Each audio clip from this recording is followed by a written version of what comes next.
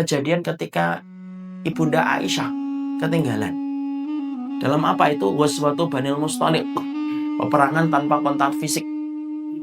Saat itu kemudian Ibunda Aisyah itu kan ditandu, karena semua istrinya Nabi yang ikut perang itu apa? Ditandu, ditutup tandunya.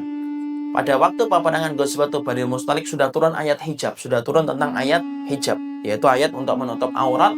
Dan kita harus paham, semua istrinya Nabi berniqab, semua istrinya Nabi itu berniqab. Maka ketika kemudian peperangan itu kemudian tidak terjadi kontak fisik, mereka balik. Di tengah perjalanan beberapa mil sebelum masuk kota Madinah, Nabi istirahat dulu. Diturunkan kan tandunya itu, Ibunda Aisyah kemudian meraba kalungnya, meraba dadanya. Loh, tidak ada kalung saya. Kemudian apa? Ibunda Aisyah keluar, dan ketika laki-laki para sahabat yang mengangkat tandunya Ibunda Aisyah itu pergi. Akhirnya apa? Ibunda Aisyah tidak bilang. Akhirnya apa?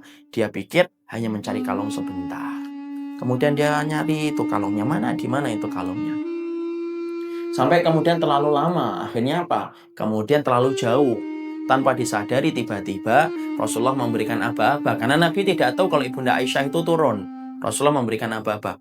Ayo kita berangkat. Kita berangkat ke Madinah. Kemudian semua pasukan bergerak mengikuti petunjuk dan komando Rasulullah SAW. Ya.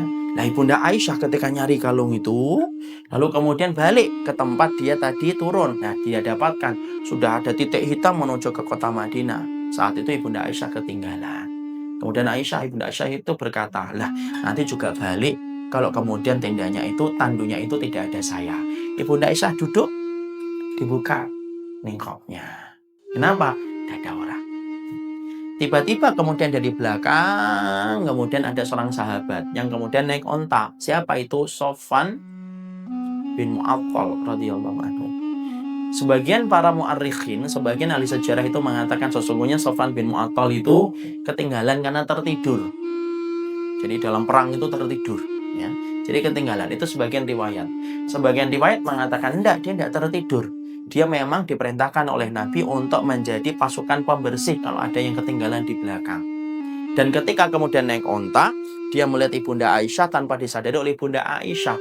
Maka ketika melihat Ibunda Aisyah, karena Sofwan bin Mu'attal pernah melihat Ibunda Aisyah sebelum turun ayat hijab, jadi ngerti wajahnya.